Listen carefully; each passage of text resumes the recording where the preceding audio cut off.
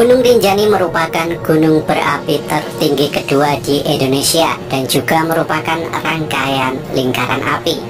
Secara administratif, gunung ini berada di bawah 4 kabupaten, yaitu Lombok Timur, Lombok Tengah, Lombok Barat, dan Lombok Utara.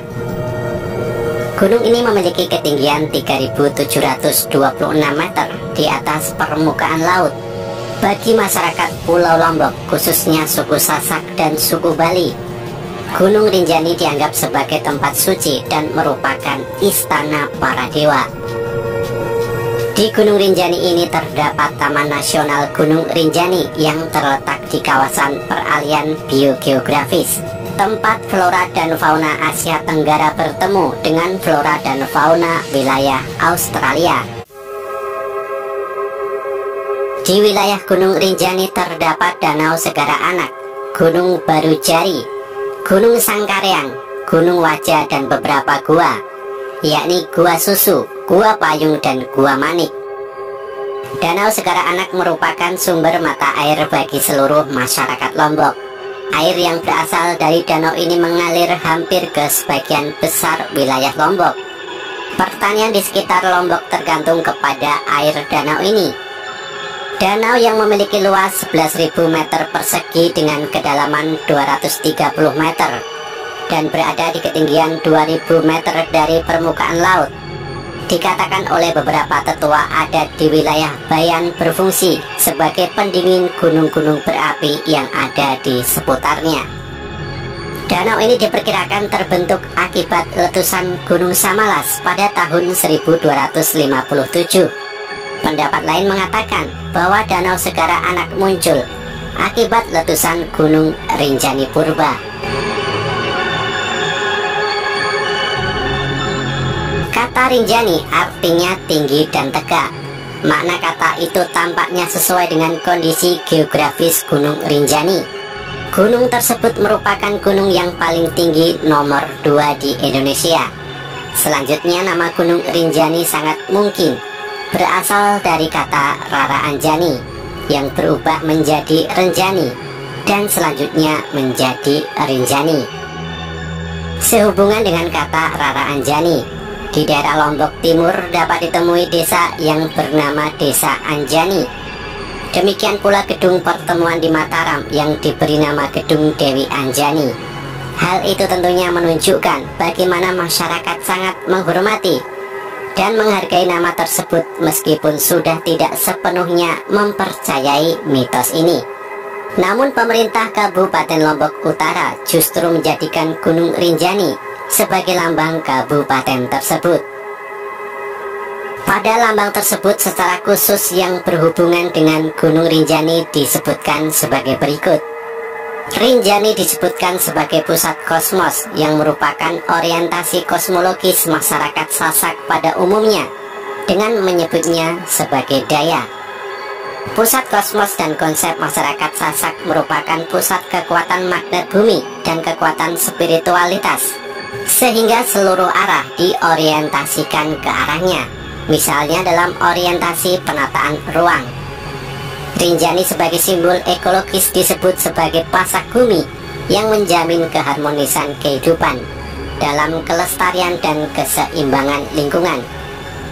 Rinjani sebagai kebanggaan masyarakat Lombok Utara sebagai salah satu gunung berapi aktif yang termasuk dalam kategori tertinggi di Indonesia. Nama Gunung Rinjani dari beberapa data disampaikan berasal dari nama Dewi Rinjani yang merupakan anak Datu Taun dan Dewi Mas.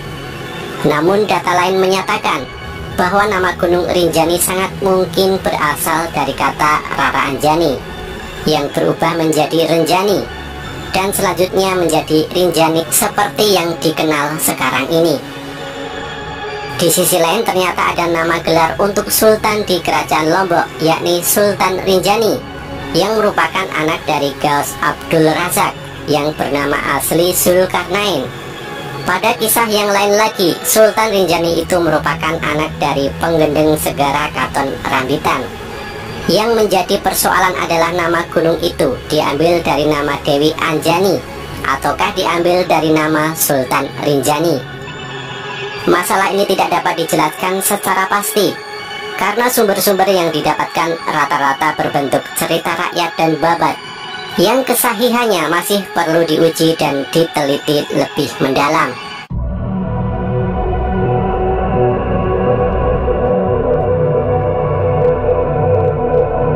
Di samping persoalan arti kata, nama Rinjani juga berhubungan dengan kisah-kisah yang dipercayai oleh masyarakat setempat. Gunung Rinjani diyakini oleh penduduk sekitar dihuni oleh komunitas bangsa Jin, yang sebagian besar mereka beragama Islam. Bangsa Jin itu dipimpin oleh Ratu Jin yang bernama Dewi Anjani. Dia bersemayam di puncak Gunung Rinjani. Dari puncak ke arah tenggara terdapat sebuah lautan debu atau kaldera yang dinamakan Segara Muncar.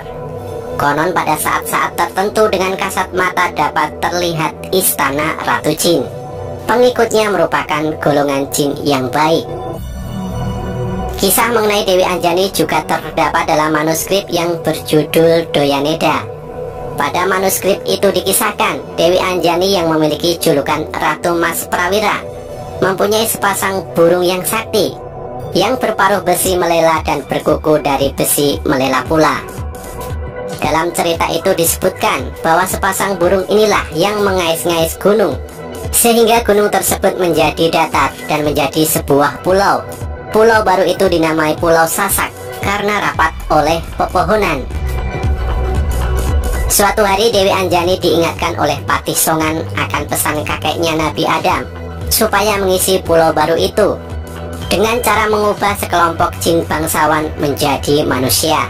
Ini merupakan kisah mengenai asal-usul terjadinya manusia di Pulau Lombok. Bagi masyarakat Sasak, terutama generasi lama, menghayati cerita itu seperti cerita tentang leluhur mereka yang benar-benar terjadi, dan mereka menghormati Dewi Jin yang bernama Dewi Anjani. Pada bagian lain, yaitu di bidang ilmu mistik, kuasa gaib sang Dewi Anjani sering diungkapkan dan menjadi teks sebuah mantra. Demikian pula para pemangku pada waktu mendaki Gunung Rinjani masih sering melakukan upacara mohon izin kepada Dewi Anjani terlebih dahulu sebelum melakukan pendakian, yang disebut dengan upacara menyembih. Upacara lain yang berkaitan dengan keberadaan Dewi Anjani yaitu upacara kesuburan, yang berkaitan dengan kerja bercocok tanam dan panen pada masyarakat lama, sering dikaitkan dengan berkah sang Dewi.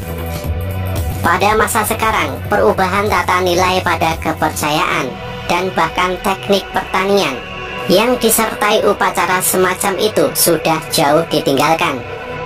Namun demikian masih bisa dijumpai pada kelompok masyarakat tertentu saja, atau pada teks mantra dan pujian.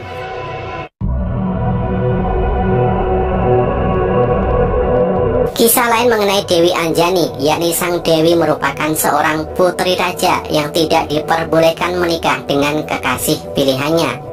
Kemudian pada suatu tempat, dalam mata air bernama Mandala, sang ratu menghilang. Ia berpindah tempat dari alam nyata ke alam gaib. Kisah ini terpampang pada pamflet yang berjudul Cerita Rinjani. Cerita lain mengatakan bahwa kisah Dewi Anjani berhubungan dengan penyebaran agama Islam di Pulau Lombok. Sekitar abad ke-16, penyebaran agama Islam dilakukan melalui pantai utara Bayan dan dari arah barat sekitar Tanjung. Pembawanya adalah seorang syekh dari Arab Saudi bernama Nurul Rasyid dengan gelar sufinya Gaus Abdul Razak. Dia menetap di Lombok bagian utara di daerah Bayan. Gaus Abdul Razak mengawini Denda Bulan, melahirkan seorang anak bernama Zulkarnain yang merupakan cikal bakal raja-raja Selaparang. Selanjutnya, Gaus Abdul Razak menikah dengan Denda Islamiyah dan melahirkan Denda Khomariyah yang populer dengan sebutan Dewi Anjani. Hampir mirip dengan kisah sebelumnya, bahwa Dewi Anjani anak dari Gaus Abdul Razak, juga menyampaikan bahwa Dewi Anjani adalah anak dari Denda Islamiyah yang merupakan istri pertama Gaus Abdul Razak. Sebelumnya, Denda Islamiyah disebutkan sebagai istri kedua. Yang berbeda lagi adalah Dewi Anjani pada versi ini memiliki dua orang saudara laki-laki, yakni Sayyid Umar dan Sayyid Amir. Sementara saudara Dewi Anjani hanya satu orang, yakni Zulkarnain.